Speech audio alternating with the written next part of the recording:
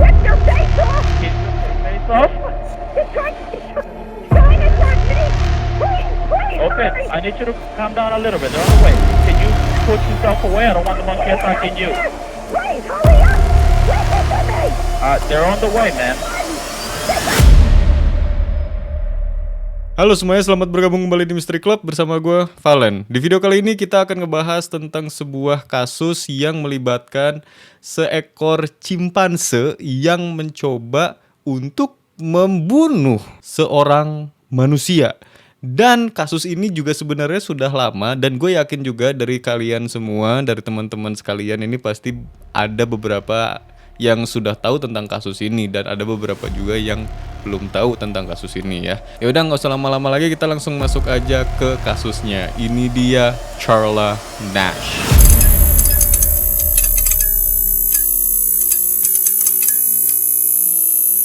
Pada tahun 2009, kehidupan seorang wanita yang bernama Charla Nash berubah drastis setelah dia diserang oleh seekor cimpanse. Kejadian mengerikan ini terjadi ketika Charla mencoba untuk membantu sang cimpanse yang bernama Travis untuk kembali masuk ke dalam rumah setelah ia kabur. Cimpanse yang berusia 14 tahun ini yang berbobot 200 pound atau kalau di kilogram sekitar hampir 100 kiloan, kemudian menganiaya Charla dengan cara yang sangat sadis. Pada tanggal 16 Februari tahun 2009, Charla Nash pergi untuk berkunjung ke rumah teman lamanya yang bernama Sandra Harold. Charla datang ke rumahnya Sandra ya seperti biasanya ya, mengunjungi rumah temen, kayak datang terus ngobrol-ngobrol, ya pengen santai-santai lah. Namun sayangnya kunjungan ini berbeda dengan kunjungan yang seperti biasanya. Sebelum ngejelasin lebih lanjut, kita coba mundur dikit dan coba jelasin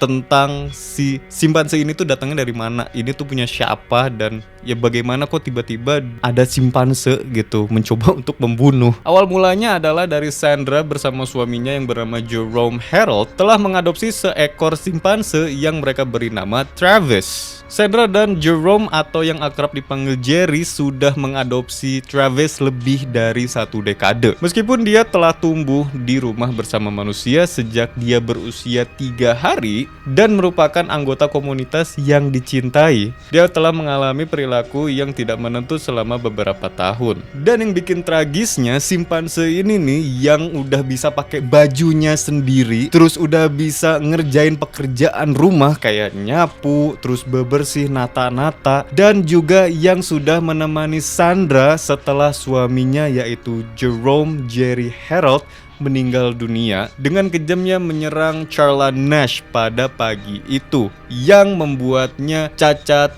permanen. Sandra Harold baru-baru ini sedang mengalami tingkat depresi yang sangat amat luar biasa, dimana pada tahun 2000 anak tunggalnya yang bernama Susan meninggal dunia akibat dari sebuah kecelakaan mobil setelah mobilnya melaju di Jalan Raya Virginia menabrak sebuah pohon. Dan menurut laporan dari New York Magazine, cucunya Sandra atau anaknya Susan selamat dari kecelakaan tersebut. Tetapi Sandra mengalami depresi dan berjuang untuk mempertahankan hubungannya dengan cucu-cucunya. Ya gue yakin pasti Sandra ini depresi banget ya. Siapa yang gak depresi anak tunggal meninggal?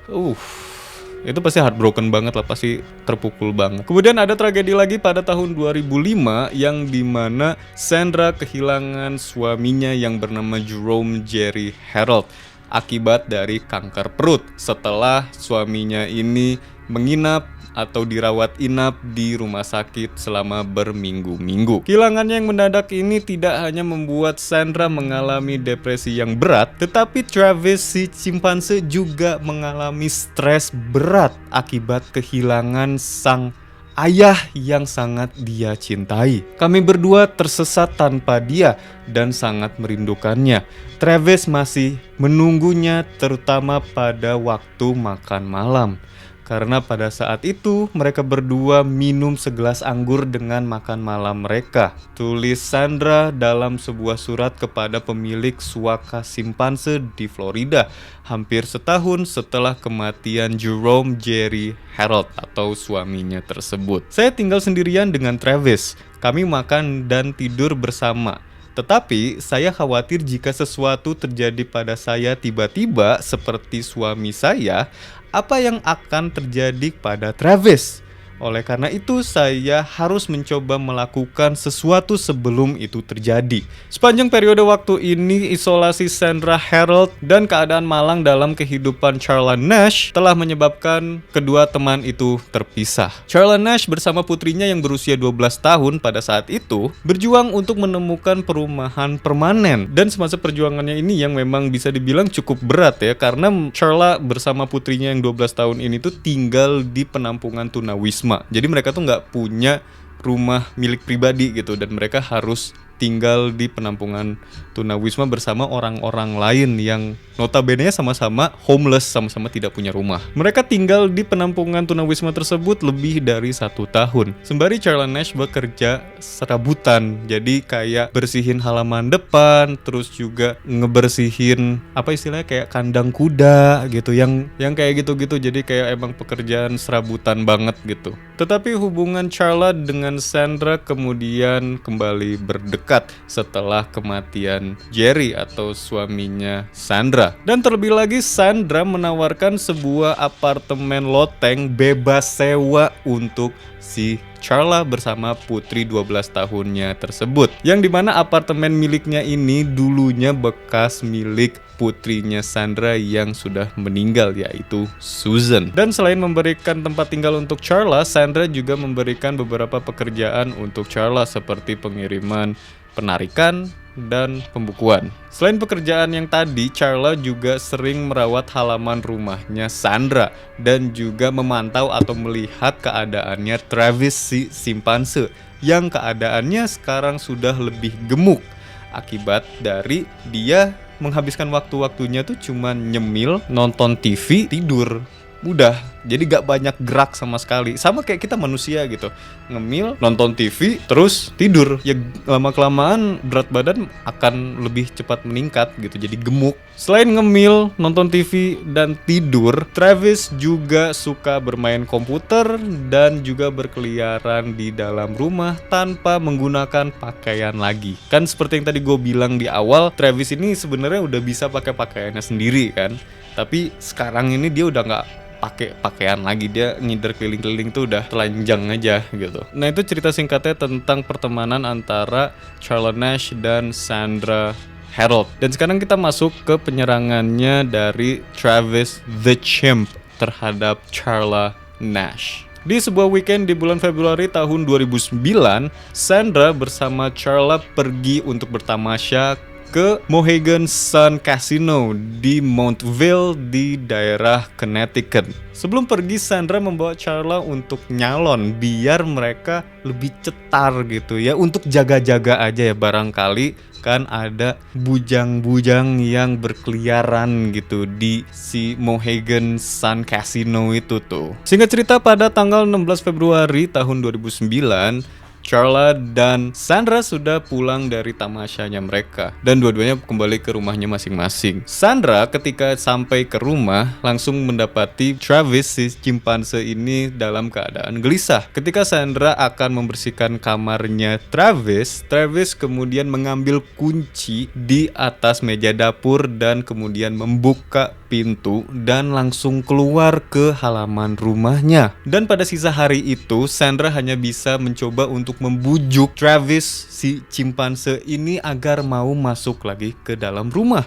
Tetapi segala cara udah Sandra coba. Yang bikin anehnya, Travis seperti tidak minat terhadap apapun yang Sandra tawarkan. Padahal yang Sandra tawarkan ini adalah hal-hal yang biasa Travis rasakan gitu, atau yang biasa Travis dapatkan dari si Sandra. Dan yang bikin prihatinnya adalah Sandra memasukkan sebuah obat yang bernama Xanax ke dalam teh sorenya si Travis. Kalau nggak salah nih, si obat Xanax ini tuh sebuah obat penenang gitu.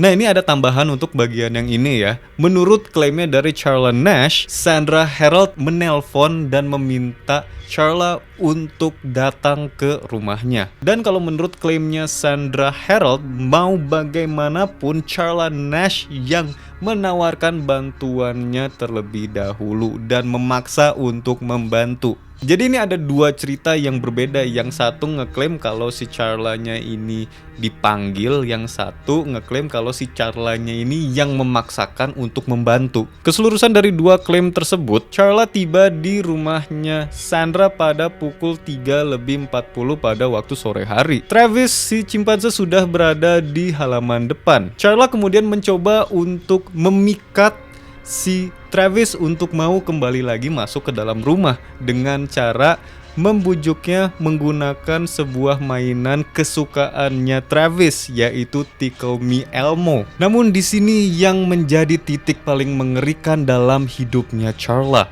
yang dimana tiba-tiba Travis tersentak, tiba-tiba banget, dan kemudian Travis langsung berlari ke arahnya Charla, dan dia berdiri dengan kedua kakinya dan melempar Charla ke arah mobil dan kemudian membantingnya ke tanah. Travis di sini posisinya sedang merusak wanita malang tersebut, atau dia sedang merusak Charla. Gimana ya kata-katanya, emang beneran merusak. Charla pada saat itu hanya bisa pasrah berbaring di tanah sembari Travis menyiksa dan merusak tubuh wanita tersebut. Sandra yang melihat kejadian ini langsung terkejut dan langsung mengambil skop dan kemudian memukul kepalanya Travis. Tetapi cimpanse tersebut tidak mau berhenti merusak Charla. Karena tidak tahu harus ngapain lagi, Sandra kemudian mengambil pisau jagal di dapur dan kemudian langsung menikam tubuhnya Travis dari belakang. Setelah ditikam, Travis tetap tidak berhenti merusak tubuhnya Charla. Dan kemudian Sandra kembali menusuk Travis sebanyak 2 kali lagi. Setelah itu Travis berdiri dan menatap matanya Sandra.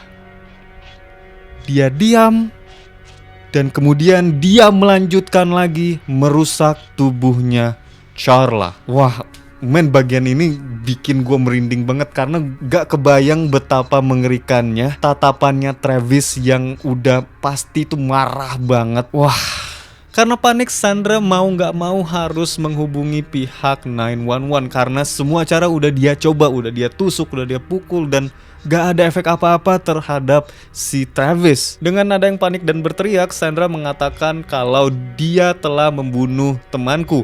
Dia telah merobek wajahnya. Tolong cepat datang ke sini dan bawa pistol dan tembak dia. Dan banyak lagi kata-kata yang dikeluarkan. Pokoknya ini ada sedikit cuplikannya, coba kalian dengerin sendiri deh. Stand for 911, where's your emergency? This is Sandy. 231 Rock Crimmon Road. What's the Send the problem? police. Send the police. What's the problem there? The chip killed my friend. He ripped her apart. Hurry up. With a gun. Hurry up, please. There's someone on the way. With guns, please. Just shoot him. What is the monkey doing? Tell me what the monkey's... He ripped her face off. He ripped her face off? He's trying to attack me. If the monkey moves away from your friend, let me know, okay? So we could try to help your friend. No, I can't. She's dead. She's dead. Why are you saying that she's dead? She's dead. He ripped her apart. He ripped what apart? Her face? Everything. Semengerikan itu loh. Ketika pihak kepolisian datang, mereka menemukan Travis sedang mengintai di daerah tersebut sambil berlumuran darah akibat dari merusaknya si Charla dan juga akibat dari ditikam oleh Sandra. Polisi kemudian mencoba untuk menembak beberapa tembakan ke arahnya Travis. Namun Travis kemudian panik dan Travis langsung melarikan diri ke dalam rumah. Setelah dari situ pihak kepolisian langsung masuk ke dalam rumah tersebut dan mengikuti jejak darah dari tubuhnya Travis akibat dari tikamannya Sandra dan juga beberapa tembakan dari pihak kepolisian. Dan jejak darah tersebut melewati dapur dan kemudian menuju ke kamar tidurnya Travis. Ketika mereka masuk ke dalam kamar tidurnya Travis, mereka langsung menembak mati Travis, yang mengakibatkan Travis meninggal dalam keadaan sedang menggenggam tiang tempat tidurnya. Oh, ini waduh aja, ini sedih banget. Seolah-olah kayak Travis itu takut, dia tuh panik, dia tuh butuh ada yang ngejagain dia karena dia sangat ketakutan. Dia pergi ke satu tempat yang menurut dia ini adalah satu-satunya tempat yang paling aman yang bisa melindungi dari orang-orang itu yang mencoba untuk membunuh aku. Mungkin Travis mikirnya kayak gitu, tapi ya anjir, bagian ini sedih banget. Setelah dari situ potongan-potongan tubuh Charla Nash dikumpulkan di halaman depan rumah Sandra Herold. Potongan-potongan tubuhnya ini tuh literally potongan-potongan. Jadi ada beberapa daging, ada beberapa tulang, ada beberapa jari, dan banyak yang lain-lainnya juga ya. Dan selain itu di halaman rumahnya Sandra juga bisa dibilang terlumuri darah yang kapasitasnya itu setengah dari tubuhnya Charla. Jadi keadaannya Charla udah sangat kritis, dia udah kehabisan setengah darah di tubuhnya. Dan pokoknya keadaannya sudah sangat mengerikan. Travis sudah berhasil merobek seluruh wajahnya, mulai dari kelopak matanya, bibirnya, hidungnya, dan juga sebagian besar dari kulit kepalanya. Jadi hampir sekepalanya itu tuh robek kulitnya akibat dari Travis. Saat petugas mendekati tubuhnya Charla, petugas tersebut mengira bahwa ini nggak mungkin bisa selamat karena keadaannya sudah sangat mengerikan dan ya udah nggak berupa gitu loh. Namun sebuah keajaiban muncul yang dimana Charla mengulurkan tangannya ke kaki si petugas tersebut, yang menunjukkan bahwa Charla dalam keadaan bernyawa dan langsung dilarikan ke rumah sakit. 3 hari setelah serangan itu, dalam kondisi kritis, Charla diterbangkan dari Stamford ke klinik Cleveland, yang dimana dia akan menjalani intervensi selama 15 bulan. 9 bulan setelah serangan itu, pada ulang tahunnya Charla Nash yang ke-56 tahun, dia mengungkapkan wajahnya secara live di acaranya Oprah Winfrey, yang dimana episode tersebut menjadi salah satu momen paling luar biasa dalam sejarah pertelevisian. Pada tahun-tahun itu, Charla sudah menjalani beberapa kali rekonstruksi wajah dan juga beberapa kali transplantasi wajah dan tangan. Aku tidak pernah menyerah, katanya kepada Oprah menjelang transplantasi. Sayangnya, tidak banyak yang bisa saya lakukan. Sangat sulit untuk hidup, bahkan tidak hidup atau setengah hidup. Mungkin cuma Rahmat yang bisa menyelamatkan Charla Nash dari serangan mengerikan tersebut. Namun yang jadi faktanya adalah dia sama sekali tidak mengingat tentang serangan tersebut setelah 1 dekade kemudian. Saya diberitahu bahwa itu bisa tetap tersembunyi selama bertahun-tahun, dan itu mungkin bisa mengenai saya dan menyebabkan saya mimpi buruk dan semacamnya. Dia mengatakan ini di acara Today. Dalam kasus yang terjadi, saya dapat menjangkau bantuan psikologis, tetapi mengetuk kayu saya tidak memiliki mimpi buruk atau ingatan. Charla Nash hingga hari ini masih hidup. Dia sekarang berusia sekitar 60 tahunan, dan kegiatan Charla Nash sekarang ini hanya mendengarkan audiobook dan musik. Akibat dari serangan tersebut, Charla Nash hingga hari ini tetap buta permanen. Dia mungkin tidak kehilangan nyawanya, tetapi wanita seperti dia sudah pergi. Dia bahkan memakai wajah orang lain sepenuhnya. Namun dibalik keadaannya yang istilahnya cukup berat bagi Charla, dia tetap berpositif thinking dan juga berpositif vibe ya. Karena Charla memiliki ambisi untuk membantu tentara-tentara yang mengalami cacat serupa dengannya. Ya mungkin ada tentara yang akibat dari perang nih ya, yang mukanya hancur, atau mungkin yang harus menjalani transplantasi wajah atau ya dan sebagainya gitu. Kayak Charla itu mau ada buat mereka dan istilahnya ngasih positif vibe dan jangan menyerah. Jangan berpikir tentang masa lalu dan apa yang telah terjadi. Pikirkan tentang apa yang akan Anda lakukan ke depan dan apa yang ingin Anda lakukan selanjutnya. Jangan pernah menyerah. Itulah quote dari Charla Nash. Oke, mungkin segitu aja untuk kisahnya tentang Charla Nash. Dan sekarang menurut cocoklogi dari gue, ini adalah salah satu kejadian yang sangat mengerikan ya. Karena gue masih gak kebayang sih muka dikoyak oleh cimpanse ya. Meskipun kayak di Net Geo, di TV-TV gitu ya, sering ngeliat kayak cimpanse itu memang salah satu hewan yang bisa dibilang paling dekat dengan manusia karena perawakannya sama, set giginya sama, terus lengan sama, berambut, terus matanya juga mirip, dan katanya juga menurut penelitian intelijensinya pun atau tingkat kepintarannya pun hampir menyerupai Homo sapien atau manusia. Dan dari hasil statement itu akhirnya gue kepikiran kayaknya memang se-stress itu deh si Travisnya. Karena kan tadi ada gue bilang kalau si Travis juga beberapa kali mengalami perbuatan atau perlakuan yang tidak mengenakan gitu istilahnya ya. Apalagi ini salah satu orang terdekatnya, istilahnya ayahnya pergi gitu. Maksudnya ayahnya meninggal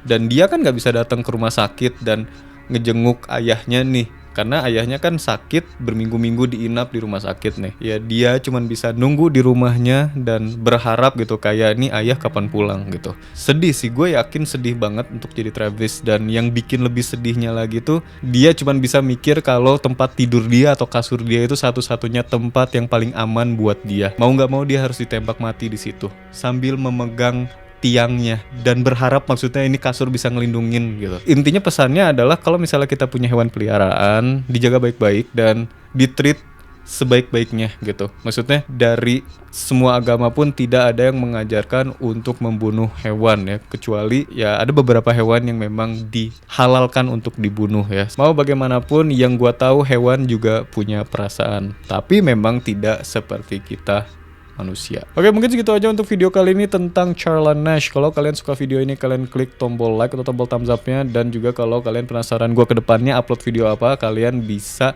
klik tombol subscribe di bawah ya. Dan juga bantu channel ini biar lebih berkembang lagi. Ayo. Dan juga jangan lupa share video ini ke teman-teman kalian, kerabat, saudara, orang tua, adik, kakak ya, dan pokoknya semuanya kalian share video ini sebanyak-banyaknya ya.